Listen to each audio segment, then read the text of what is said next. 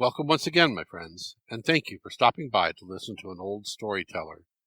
Today we have a Russian tale, and the title of this story is 7 Simeons.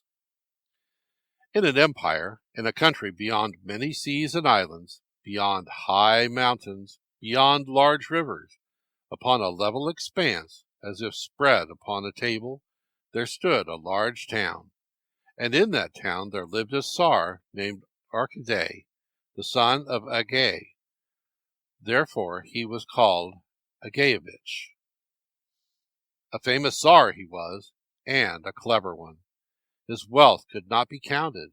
His warriors were innumerable. There were 40 times 40 towns in his kingdom, and in each one of these towns there were 10 palaces with silver doors and gold ceilings and magnificent crystal windows. For his council 12 wise men were selected, each one of them having a beard half a yard long and a head full of wisdom. These advisers offered nothing but truth to their father sovereign. None ever dared advance a lie. How could such a Tsar be anything but happy? But it is true, indeed, that neither wealth nor wisdom gives happiness when the heart is not at ease, and even in golden palaces the poor heart often aches. So it was with Tsar Arkady.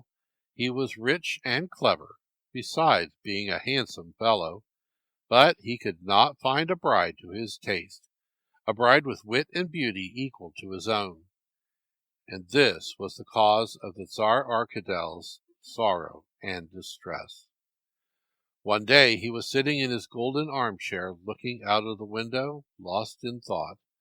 He had gazed for quite a while before he noticed foreign sailors landing opposite the imperial palace. The sailors ran their ship up to the wharf, reefed their white sails, threw the heavy anchor into the sea, and prepared the plank ready to go ashore. Before them all walked an old merchant. White was his beard, and he had about him the air of a wise man. An idea suddenly occurred to the Tsar. Sea merchants generally are well informed on many subjects. If I ask them, perchance I shall find that they have met somewhere a princess, beautiful and clever, suitable for me, the Tsar Arkady. Without delay the order was given to call the sea merchants into the halls of the palace. The merchant guests appeared, prayed to the holy icons hanging in the corner, bowed to the Tsar, bowed to the wise advisers. The Tsar ordered his servants to serve them with tumblers of strong green wine. The guests drank the strong green wine and wiped their beards with embroidered towels. Then the Tsar Arkady addressed them. We are aware that you gallant sea merchants cross all the big waters and see many wonderful things. My desire is to ask you about something, and you must give a straightforward answer without any deceit or evasion. So be it, mighty Tsar Arkady Agayevich, answered the merchant guests, bowing. Well, then, can you tell me if somewhere in an empire or kingdom, or among great princes, there is a maiden as beautiful and wise as I myself, Tsar Arkady? An illustrious maiden would be a proper wife for me, a suitable Tsaritsa for my country. The merchant guests seemed to be puzzled, and after a long silence the eldest among them thus replied, Indeed, I once heard that yonder beyond the great sea, on an island called Busan, there is a great country, and the sovereign of that land has a daughter named Helena, a princess very beautiful, no less so, I dare say, than yourself, and wise she is too. A wise man once tried for 3 years to guess a riddle that she gave, and did not succeed. How far is that island, pray tell, and where are the roads that lead to it? The island is not near, answered the old merchant. If one chooses the wide sea, he must journey 10 years. Besides, the way to it is not known to us. Moreover, even suppose we did know the way, it seems that the Princess Helena is not a bride for thee. The Tsar Arkady shouted with anger. How dost thou dare to speak such words, thou, a long-bearded buck? Thy will be done, but think for thyself. Suppose thou shouldst send an envoy to the island of Busan. He would require 10 long years to go there, 10 years equally long to come back, and so his journey would require fully 20 years. By that time a most beautiful princess would grow old. A girl's beauty is like the swallow, a bird of passage. It lasts not long. The Tsar Archidej became thoughtful. Well, he said to the merchant guests, you have my thanks, guests of passage, respectable men of trade. Go in God's name, transact business in my Tsarstvo without any taxes whatever. What to do about the beautiful Princess Helena I will try to think out by myself. The merchants bowed low and left the Tsar's rich palace.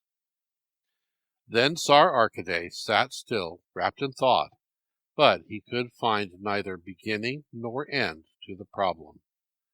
Let me ride into the wide fields, he said. Let me forget my sorrow amid the excitement of the noble hunt, hoping that the future may bring advice.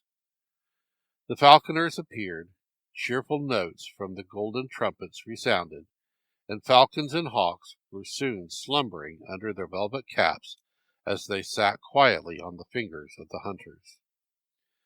The Tsar Archidej Agayevich came with his men to a wide field.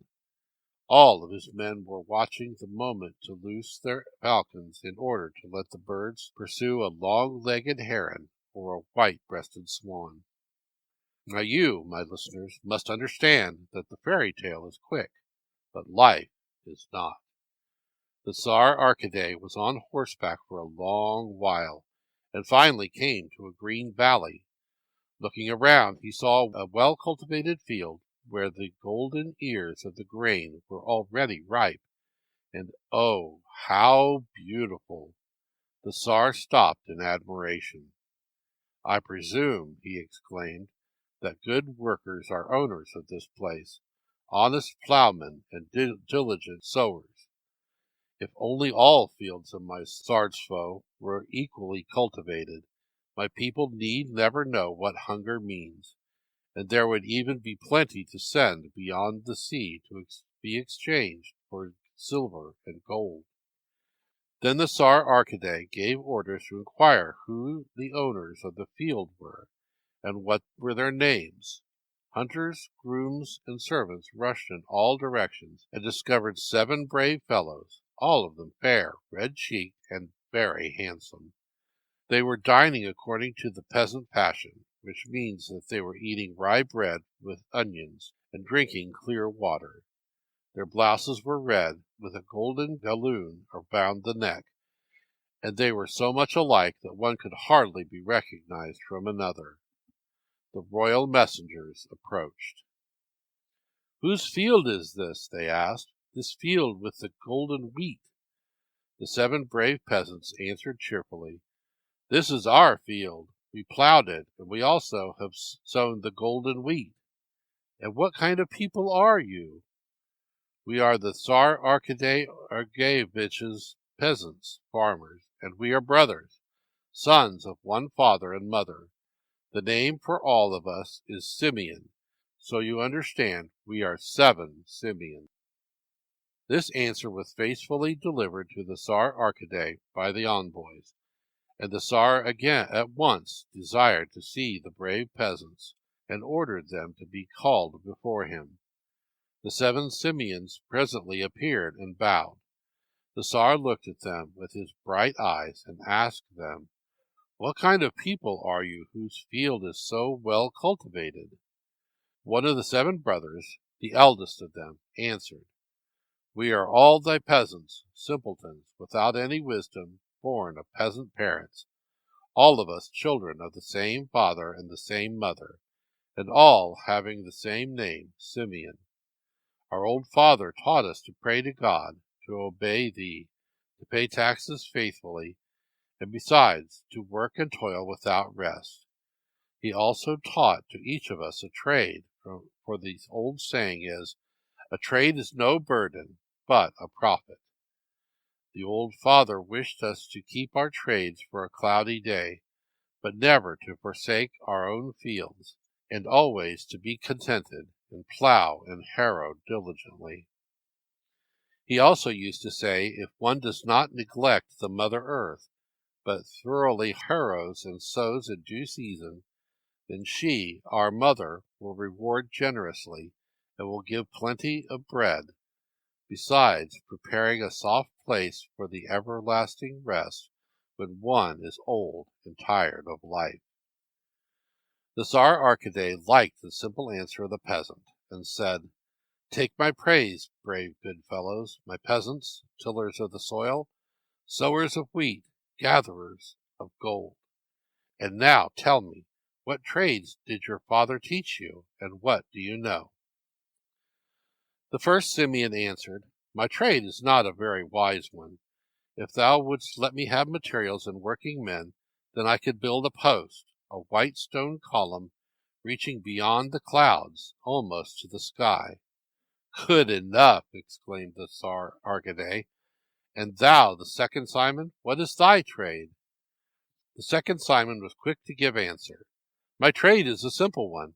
If my brother would build a white stone column, I can climb upon that column high up in the sky, and I shall see from above all the empires and all the kingdoms under the sun, and everything which is going on in those foreign countries."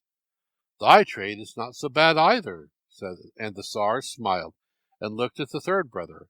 "And thou, third Simeon, what trade is thine?"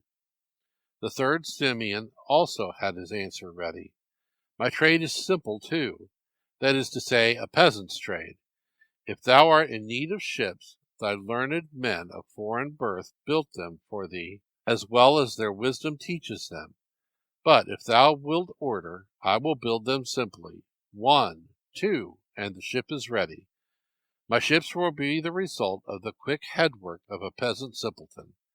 But where a foreign ship sails a year, mine will sail an hour, and where others take 10 years, mine will take no longer than a week." "Well, well," laughed the Tsar. "And thy trade, the fourth Simeon?" he asked. The fourth brother bowed. "My trade needs no wisdom either. If my brother will build thee a ship, I then will sail that ship. And if an enemy gives chase or a tempest rises, I'll seize the ship by the black prow and plunge her into the deep waters where there is eternal quiet. And after the storm is over, or the enemy far, I'll again guide her to the surface of the wide sea." "Good!" approved the Tsar. "And thou, fifth Simeon, what dost thou know? Hast thou also a trade?" "My trade, Tsar Archidei is not a fair one, for I am a blacksmith. If thou wouldst order a shop built for me, I at once would forge a self-shooting gun, and no eagle far above in the sky or wild beast in the wood would be safe from that gun." "Not bad either," answered the Tsar Arcady, well pleased. "Thy turn now, sixth Simeon." "My trade is no trade," answered the sixth Simeon, rather humbly. "If my brother shoots a bird or a beast, never mind what or where, I can catch it before it falls down. Catch it even better than a hunting dog. If the prey should fall into the blue sea, I'll find it at the sea's bottom. Should it fall into the depth of the dark woods, I'll find it there in the midst of night. Should it get caught in a cloud, I'll find it even there." The Tsar Arcady evidently liked the trade of the sixth Simeon very well also. These were all simple trades, you see, without any wisdom whatever, but rather entertaining. The Tsar also liked the peasant's speech, and he said to them, "Thanks, my peasants, tillers of the soil, my faithful workers. Your father's words are true ones. A trade is not a burden, but a profit. Now come to my capital for a trial. People like you are welcome, and when the season for harvest arrives, the time to reap, to bind in bundles the golden grain, to thresh and carry the wheal to the market, I will let you go home with my royal grace." Then all the 7 Simeons bowed very low. "Thine is the will," said they, "and we are thy obedient subjects." Here the Tsar Archidai looked at the youngest Simeon and remembered that he had not asked him about his trade. So he said, "And thou, 7th Simeon, what is thy trade?" "I have none, Tsar Archidai Agayevich. I learned many, but not a single one did me any good, and though I know something very well, I am not sure your majesty would like it." "Let me know thy secret," ordered the Tsar Archidai. "No, Tsar Archidai Agayevich, give me, first of all, thy royal word not to kill me for my inborn talent, but to have mercy upon me. Then only will I be willing to disclose my secret." "Thy wish is granted. I give thee my royal word, true and not to be broken, that whatever thou shalt disclose to me, I will have mercy upon thee." Hearing these kind words, the 7th Simeon smiled, looked around, shook his curls, and began. "My trade is one for which there is no mercy in thy Tsarstvo, and it is the one thing I am able to do. My trade is to steal and to hide the traces of how and when. There is no treasure, no fortunate possession, not even a bewitched one, nor a secret place that could be forbidden me if it be my wish to steal." As soon as these bold words of the 7th Simeon reached the Tsar's ears, he became very angry. "No," he exclaimed, "I certainly shall not pardon thee, thief and burglar. I will give orders for thy cruel death. I will have thee chained and thrown into my subterranean prison, with nothing but bread and water for food until thou forget thy trade." "Great and merciful Tsar Archidai Agayevich, postpone thy orders. Listen to my peasant talk," prayed the 7th Simeon. "Our old Russian saying is, 'He is no thief who is not caught, and neither is he who steals, but the one who instigates the theft.' If my wish had been to steal, I should have done it long ago. I should have stolen thy treasures, and thy judges would not have objected to take a small share of them, and could have built a white-walled stone palace and have been rich. But, mark this, I am a stupid peasant of low origin. I know well enough how to steal, but will not. If thy wish were to learn my trade, how could I keep it from thee? And if thou, for this sincere acknowledgment, would have me put to death, then where is the value of thy royal word?" The Tsar thought for a moment. "For this time," he said, "I will not let thee die, for it pleases me to grant thee my grace. But from this very day, this very hour, thou shalt never see God's light, nor the bright sunshine, nor the silvery moon. Thou shalt never walk at liberty through the wide fields, but thou, my dear guest, shalt dwell in a palace where no sunny ray ever penetrates. You, my servants, take him, chain his hands and his feet, and lead them to my chief jailer. And you 6 Simeons follow me. You have my grace and reward. Tomorrow every one of you will begin work for me according to his gifts and capacities." The 6 Simeons followed the Tsar Archidai, and the 7th brother, the youngest, the beloved one, was fallen upon by the servants, taken away to the dark prison, and heavily chained. The Tsar Archidai ordered carpenters to be sent to the 1st Simeon, as well as masons and blacksmiths and all sorts of working men. He also ordered a supply of bricks, stones, iron, clay, and cement. Without delay, Simeon, the 1st brother, began to build a column, according to his simple peasant's habits. His work progressed rapidly, and not a moment was wasted in clever combinations. In a short time the white column was ready, and lo, how high it went! As high as the great planets. The smaller stars were beneath it, and from above the people seemed to be like bugs. The 2nd Simeon climbed the column, looked around, listened to all sounds, and came down. The Tsar Archidai, anxious to know about everything under the sun, ordered him to report, and Simeon did so. He told the Tsar Arcady all the wonderful doings all over the world. He told how one king was fighting another, where there was war and where there was peace. And with other things, the second Simeon even mentioned deep secrets, quite surprising secrets, which made the Tsar Arcady smile, and the courtiers, encouraged by the royal smile, roared with laughter. Meantime, the third Simeon was accomplishing something in his line. After crossing himself 3 times, the fellow rolled up his sleeves to the elbow, took a hatchet, and 1, 2, without any haste, built a vessel. What a curious vessel it was! The Tsar Arcady watched the wonderful structure from the shore, and as soon as the orders were given for sailing, the new vessel sailed away like a white-winged hawk. The cannon were shooting, and up on the mast, instead of rigging, were drawn strings upon which musicians were playing the national tunes.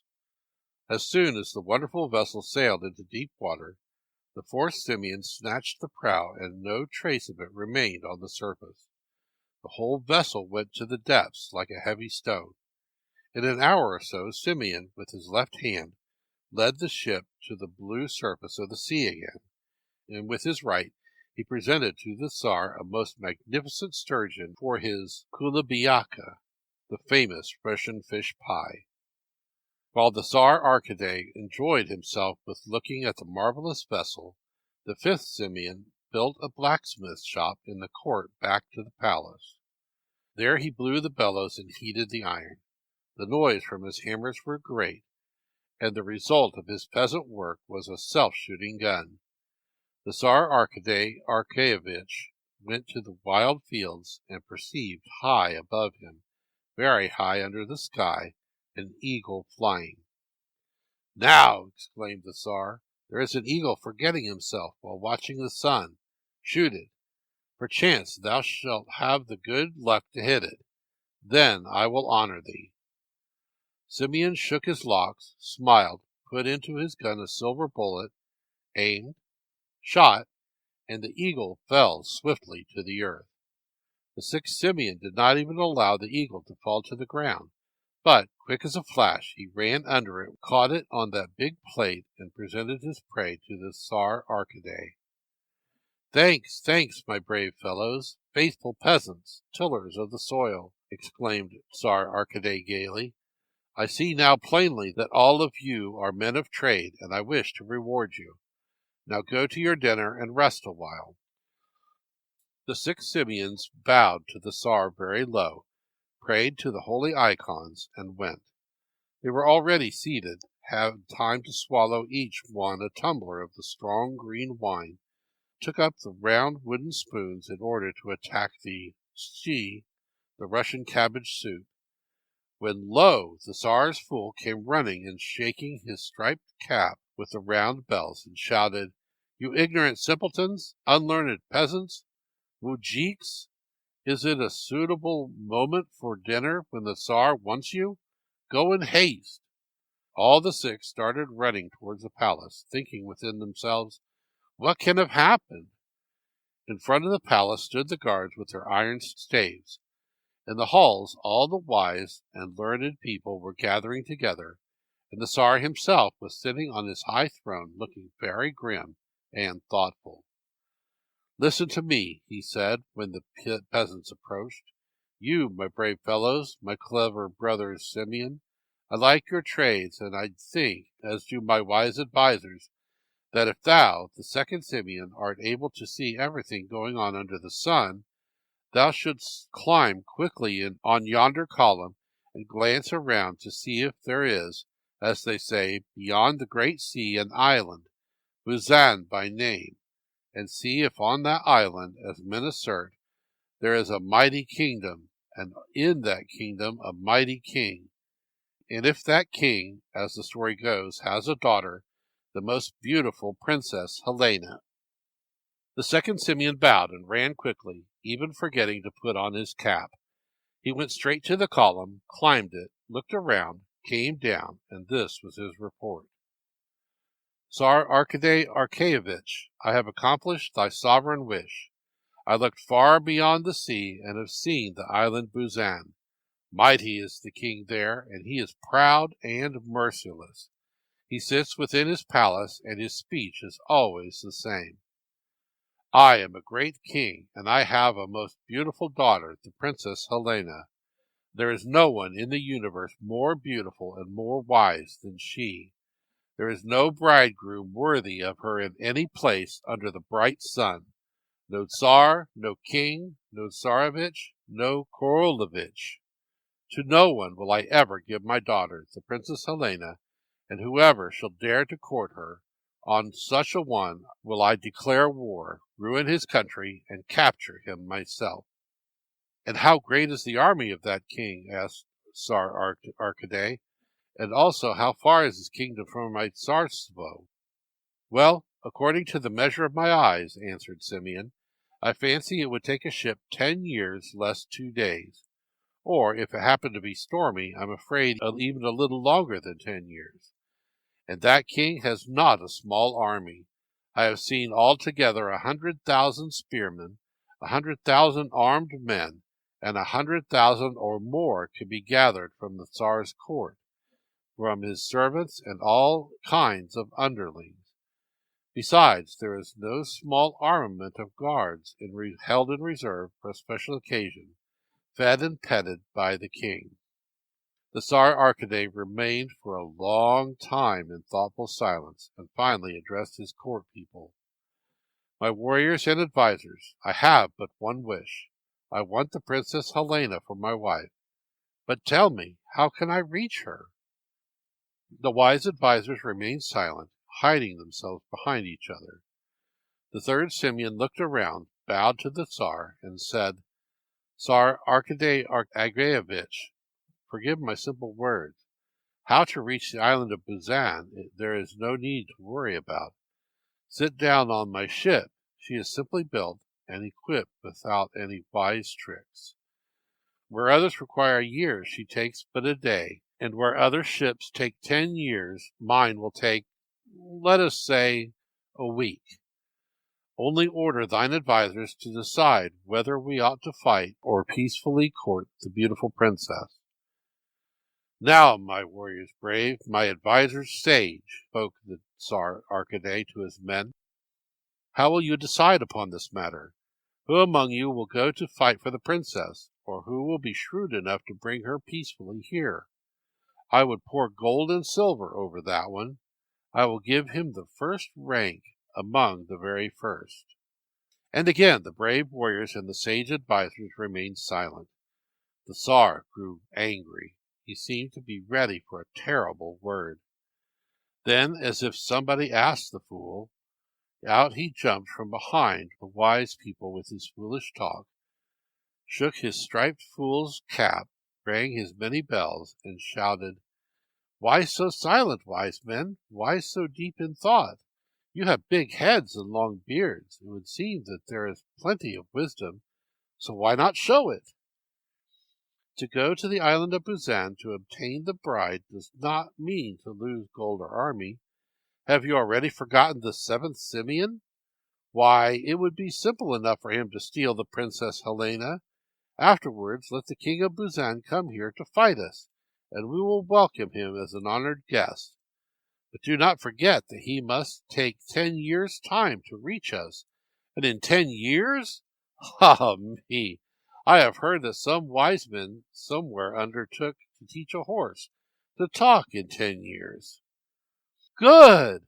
Good! Exclaimed the Tsar Arcades, forgetting even his anger. I thank thee, striped fool.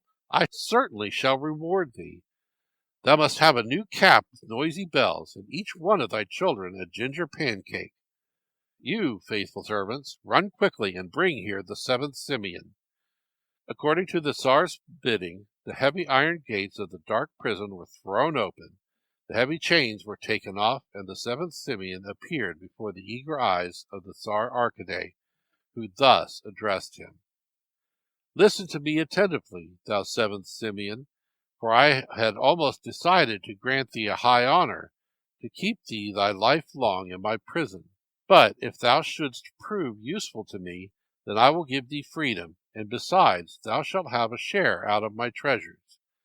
Art thou able to steal the beautiful Princess Helena from her father, the mighty king of the island of Busan?" "And why not?" cheerfully laughed the seventh Simeon. "There is nothing difficult about it. She is not a pearl, and I presume she is not under too many locks. Only order the ship which my brother had built for thee to be loaded with velvets and brocades, with Persian rugs, beautiful pearls, and precious stones, and bid my 4 brothers come along with me, but the 2 eldest keep thou as hostages." Once said, quickly done. The Tsar Arcady gave orders while all were running hither and thither, and everything was finished so promptly that a short-haired girl would scarcely have had time to plait her hair. The ship, laden with velvets, brocades, with Persian rugs and pearls, and costly precious stones, was ready. The 5 brothers, the brave Simeons, were ready. They bowed to the Tsar, spread sail, and disappeared. The ship floated swiftly over the blue waters. She felt like a hawk in comparison with the slow merchant vessels, and in a week after the 5 Simeons had left their native land, they sighted the island of Busan. The island appeared to be surrounded with cannon as thick as peas. Gigantic guards walked up and down the shores, tugging fiercely at their big mustaches. As soon as the ship became visible from a tower, somebody shouted through a Dutch trumpet, "Stop! Answer! What kind of people are ye? Why come ye here?" The 7th Simeon answered from the ship, "We are a peaceful people, not enemies but friends. Merchants everywhere welcome as guests. We bring foreign merchandise. We want to sell, to buy, and to exchange. We also have gifts for your king and the Korolevna." The 5 brothers, our brave Simeons, lowered the boat, loaded it with the choice Venetian velvets, brocades, pearls, and precious stones, and covered all with Persian rugs. They rowed to the wharf, and landing near the king's palace, at once carried their gifts to the king. The beautiful Korolevna, Helena, was sitting in her harem. She was a fair maiden, with eyes like stars and eyebrows like precious sable. When she looked at one, it was like receiving the gift, and when she walked it was like the graceful swimming of a swan. The Korolevna was quick to notice the brave, handsome brothers, and at once called her nurses and maidens. "Hasten, my dear nurses, and you, swift maidens, find out what kind of strangers are these coming to our royal palace." All of the nurses, all of the maidens, ran out with questions ready. The 7th Simeon answered them thus: "We are merchant guests, peaceful people. Our native land is the country of Tzar Arcady Agayevithe, a great Tsar indeed. We came to sell, to buy, to exchange. Moreover, we have gifts for the king and his prince. We do hope the king will favor us and will accept these trifles, if not for himself, at least for the adornment of his court's lovely maidens." When Helena heard these words, she at once let the merchants in, and the merchants appeared, bowed low to the beautiful Korolevna, unfolded the showy velvets and golden brocades, strewed around the pearls and precious stones, such stones and pearls as have never been seen before in Busan. The nurses and the maidens opened their mouths in amazement, and the Korolevna herself seemed to be greatly pleased. The 7th Simeon, quick to answer, smiled and said, "We all know thee to be as wise as beautiful, but now thou art evidently joking about us or mocking us. These simple wares are altogether too plain for thine own use. Accept them for thy nurses and maidens for their everyday attire, and these stories send away to the kitchen boys to play with. But if thou wilt listen to me, let me say that on our ship we have very different velvets and brocades. We have also precious stones, far more precious than anyone has ever seen. Yet we dared not bring them at once, lest we might not suit thy temper and thy hearty wish. If thou shouldst decide to come in person and choose anything from among our possessions, they are all thine, and we bow to thee gracefully for the bright glance of thy beautiful eyes." The royal maid liked well enough these polite words of the handsome Simeon, and to her father she went. "Father and king, they have come to visit us some foreign merchants, and they have brought some goods never before seen in Busan. Give me thy permission to go on board their wonderful ship to choose what things I like. They also have rich gifts for thee." The king hesitated before answering her, frowning and scratching behind his ear. "Well," he said at last, "be it according to thy wish, my daughter, my beloved Korolevna.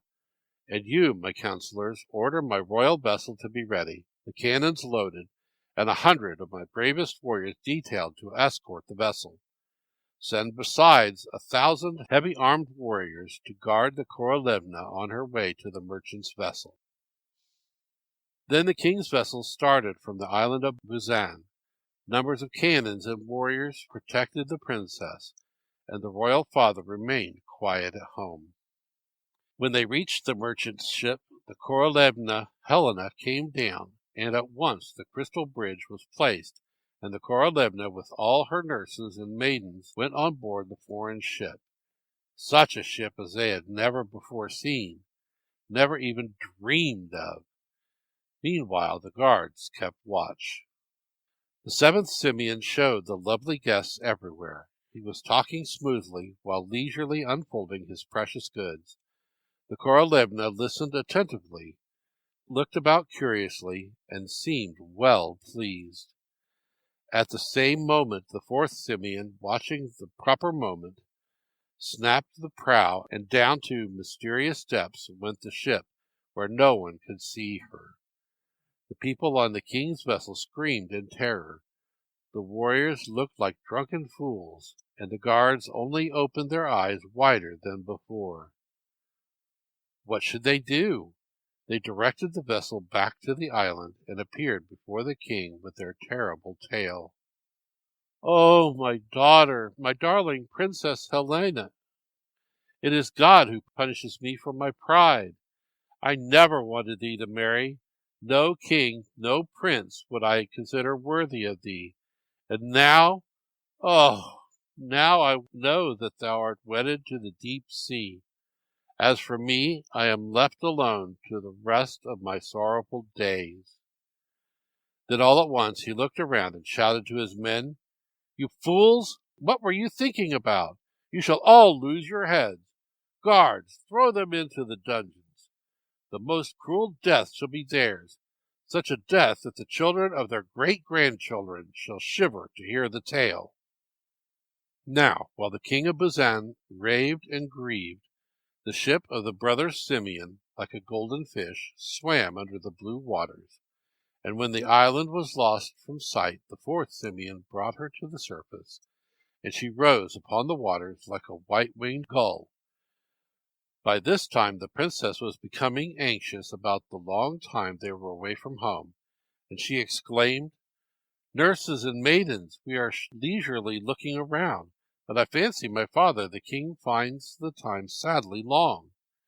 She hastily walked to the deck of the ship, and behold, only the wide sea was around her like a mirror. Where was her native island? Where the royal vessel? There was nothing visible but the blue sea.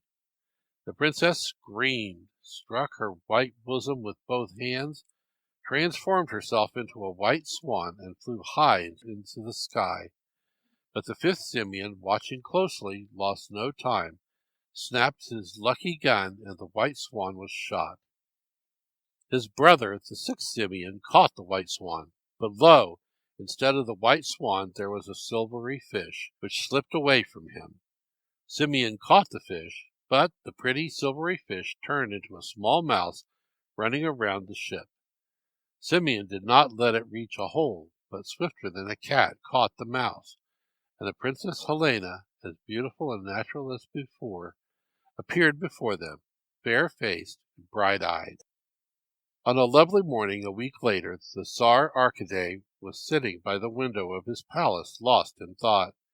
His eyes were turned toward the sea, the wide blue sea. He was sad at heart and could not eat. Feasts had no interest for him. The costly dishes had no taste. The honey drink seemed weak. All his thoughts and longings were of the Princess Helena, the beautiful one, the only one. What is that far away upon the waters? Is it a white gull?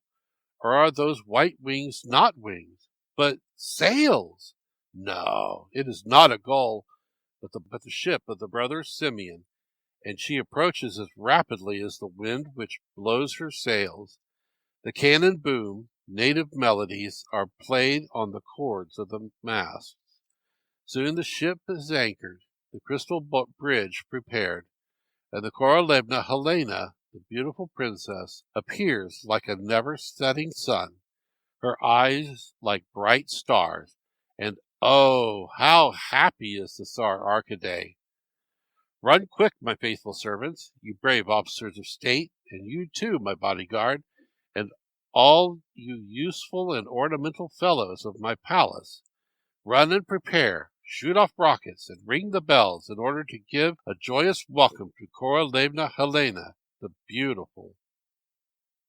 All hastened to their task, to shoot, to ring the bells, to open the gates, to honorably receive the Korolevna. The Tsar himself came out to meet the beautiful princess, took her white hands, and helped her into the palace. "Welcome, welcome," said the Tsar Arkady. "Thy fame, Korolevna Helena, reached me, but never could I imagine such beauty as is thine. Yet, though I admire thee, I do not want to separate thee from thy father. Say the word, and my faithful servants will take thee back to him. If thou choosest, however, to remain in my Tsarstvo, be the Tsaritsa over my country, and rule over me, the Tsar Arkady, also." At these words of the Tsar, the Korolevna Helena threw such a glance at the Tsar that it seemed to him the sun was laughing, the moon singing, and the stars dancing all around. Well, what more is there to be said? You certainly can imagine the rest. The courtship was not long, and the wedding feast was soon ready, for you know kings always have everything at their command. The brothers Simeon were at once dispatched to the king of Busan with a message from the Korolevna, his daughter, and this is what she wrote. "Dear father, mighty king and sovereign, I have found a husband according to my heart's wishes, and I am asking thy fatherly blessing. My bridegroom, the Tsar Arkady Agayevich, sends his counselors to thee, begging thee to come to our wedding." At that very moment when the merchant ship was to land at the island of Busan, crowds of people had gathered to witness the execution of the unfortunate guards and brave warriors whose ill luck was to have allowed the princess to disappear. "Stop!" Simeon the Seventh shouted aloud from the deck. "We bring a missive from the Korolevna Helena. Hola!" Very glad indeed was the king of the island of Busan, and glad were all his subjects. The missive was read, and the condemned were pardoned. "Evidently," the king said, "it is fated that the handsome and witty Tsar Arkady and my beautiful daughter are to become husband and wife." Then the king treated the envoys and the brothers Simeon very well, and sent his blessings with them, as he himself did not wish to go, being very old. The ship soon returned, and the Tsar Arkady rejoiced over it with his beautiful bride, and at once summoned the 7 Simeons, the 7 brave peasants. He said to him, "Thanks, my peasants, my brave tillers of the soil. Take as much gold as you wish. Take silver also, and ask for whatever is your heart's desire. Everything shall be given you with my mighty hand. Would you like to become boyars? You shall be the greatest among the very great. Do you choose to become governors? Each one shall have a town." The first Simeon bowed to the Tsar and cheerfully answered, "Thanks also to thee, Tsar Arkady Agayevich. We are but simple people, and simple are our ways. It would not do for us to become boyars or governors. We do not care for thy treasures either.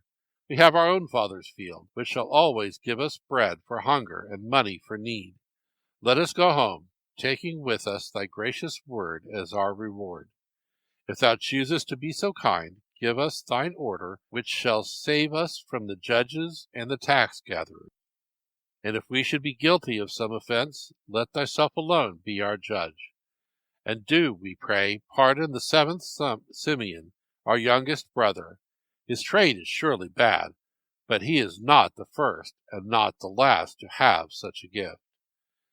Let it be as you wish, said the Tzar, and every desire was granted to the 7 Simeons, and each one of them received a big tumbler of strong green wine out of the hands of the Tzar himself.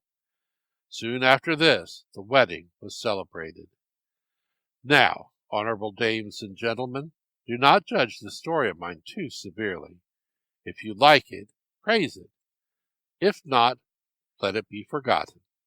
The story is told, and a word is like a sparrow. Once, but it is out for good. Thank you once again for listening to this story. If you enjoyed this story, please press that like button. Also, please help an old storyteller out by subscribing to my channel. The next story will be posted in a few days, so until then, may your story continue to be a good one.